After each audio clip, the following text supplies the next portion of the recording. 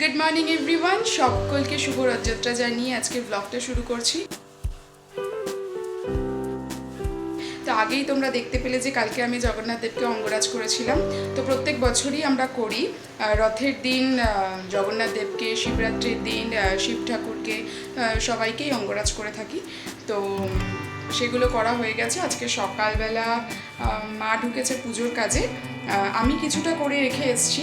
সকালবেলা ঠাকুর দিয়ে ঠাকুরকে পরিষ্কার করে গুছিয়ে গাছিয়ে রেখে এসেছি। মা এখন ঠাকুরের ভোগগুলোকে রান্না করছে, আর মানবি গেছে আঁকতে। মানবি এক্ষুনি চলে আসবে, চলে আসার টাইম হয়ে গেছে। আজকে আমার পড়েছে রান্নার ডিপার্টমেন্ট।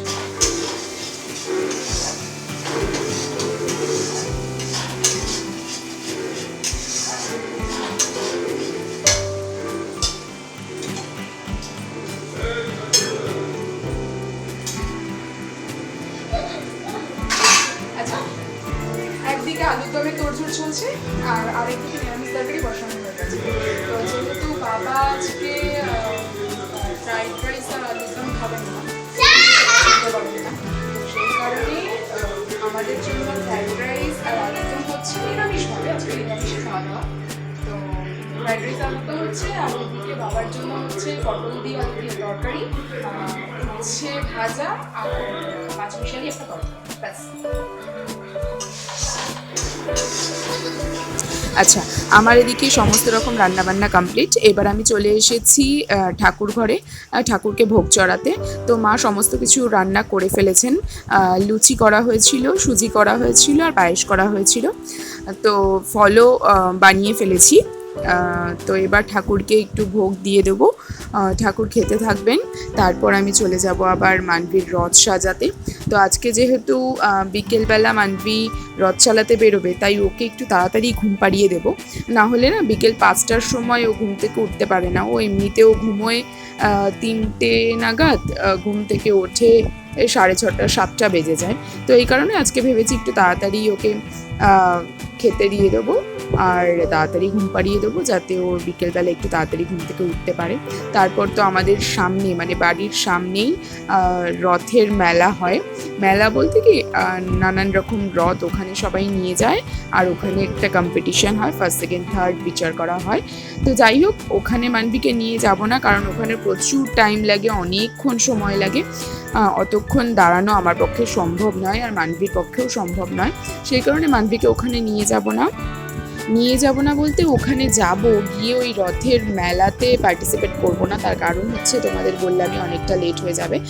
আর মানবিকে ওখান থেকে একটু ঘুরিয়ে নিয়ে আসবো, আমি নিজেও ঘুরে আসবো।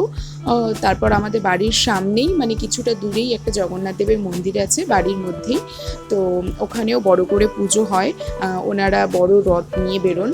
তো সেই রথটাকে মিস করতে চাই না, আমাদের বাড়ির সামনে দিয়েই যাবে। তো ওই রথের দড়িটাও টানবো, সেই কারণে একটু বাড়িতে তাড়াতাড়ি ফিরবো, এর জন্য রথের মেলায় যাব না।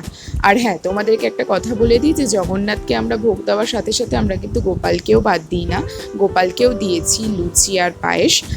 তো ও যেহেতু বাচ্চা মানুষ, আর আমি যতদূর জানি মানে শোনা কথা, যে জগন্নাথ আর কৃষ্ণ আর গোপাল, এরা তিনজনেই নাকি একই প্রভু। মানে কৃষ্ণের নাভি থেকেই নাকি জগন্নাথের সৃষ্টি। তো আমার এটা শোনা কথা, আমি এটা শুনেছি, আমি শিওরলি জানি না, তবুও যেটুকু জানি তোমাদেরকে সেটুকু জানালাম। তো দেখো, এখন ভোগ চড়ানো হয়ে গেছে, এবার চলো একটু আরতিটা করে নেওয়া যাক।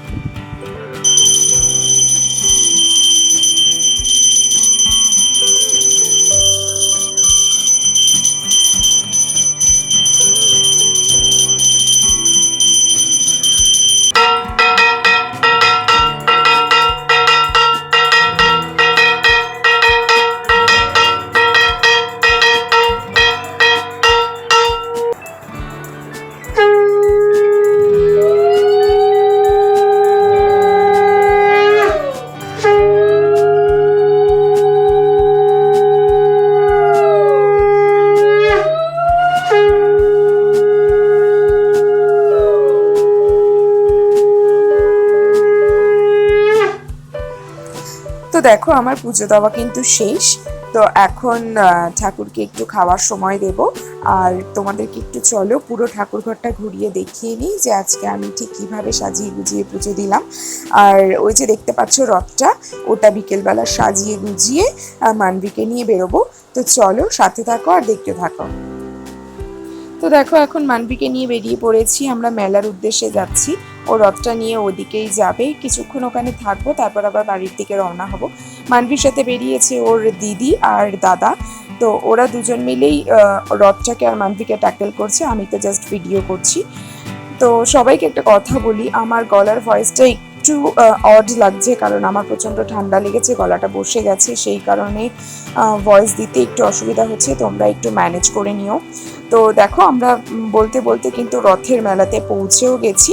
এখানে এসে দেখি কত মেলা, মানে কত লোকজনের ভিড়, কত রথ রয়েছে, এক একজন এক এক রকমভাবে রথ সাজিয়েছে। তার মধ্যে থেকে তো খুব সুন্দর লাগছিল 2-3টে রথকে। আশা করছি তারাই ফার্স্ট সেকেন্ড থার্ডের মধ্যে কিছু হবে, বাট আমি তো দেখার সুযোগ পাইনি। তবে এই যে দেখতে পাচ্ছ রথটা, এটা ভীষণ সুন্দর সাজিয়েছে, পুরো পুরীর মন্দিরের মতনই লাগছিল দেখতে। তো চারিপাশটা ঘুরে একটু রথ দেখলাম, একটু মেলা দেখলাম। ওখানে আবার প্রোগ্রামও রয়েছে আজকে, মানে বিকেলবেলা একটু ছোটোখাটো প্রোগ্রাম, বাচ্চাদের নাচ এইসব নিয়ে ফাংশন হবে। তো সেই সব দেখে আমরা আবার বাড়ির দিকেই রওনা হয়েছি, কারণ আমাদের বাড়ির সামনে দিয়ে যে বড় রথটা যাবে, নাহলে সেটাকে আমরা মিস করে নেব। তো সেই কারণেই এখন বাড়ির দিকে রওনা হচ্ছি, চলো বাড়ির দিকে যাওয়া যাক। তো বাড়ির পথে আসতে না আসতেই দেখি রাস্তার উপর নেমে পড়েছে বড় রথটা। তো আমাদের বাড়ির সামনে দিয়ে যখন যাচ্ছিল, তখন আবার একটু আমি, আমার শাশুড়ি, মানভি সবাই মিলে রথের দড়ি টানলাম, ঠাকুর প্রণাম করলাম, প্রসাদ নিলাম। তো তারপর যখন রথটি চলে গেল, তারপর আমরা বাড়িতে এসে ঘরে পাঁপড় ভাজলাম। রথের দিন পাঁপড় ভাজা খেতে হয়, এটা সবাই জানো আর সবাই খাও। তো বাড়িতে যেহেতু ননদ এসেছিল, সেই কারণে ওদেরকেও একটু দিলাম পাঁপড় ভাজা, আমরাও খেলাম। তো আজকে আমাদের দিনটা তো এইভাবেই কেটে গেল। তো চলো ব্লগটা আজকে এখানেই শেষ করছি। বুঝতেই পারছো যে বাড়িতে একটা পুজো থাকলে, সেই পুজো ছোটোই হোক আর বড়োই হোক, বাড়িতে একটা পুজো থাকলে অনেকটাই পরিশ্রম পড়ে। তো এখন তো মোটামুটি শরীর পুরো টায়ার্ড। দেখো আজকে এই কারণে মানভীর বইপত্রগুলো গুছাইনি, ওর ওইভাবেই রয়ে গেছে। তো চলো আজকে ব্লগটা এখানেই শেষ করছি, দেখা হচ্ছে আবার নেক্সট ব্লগে।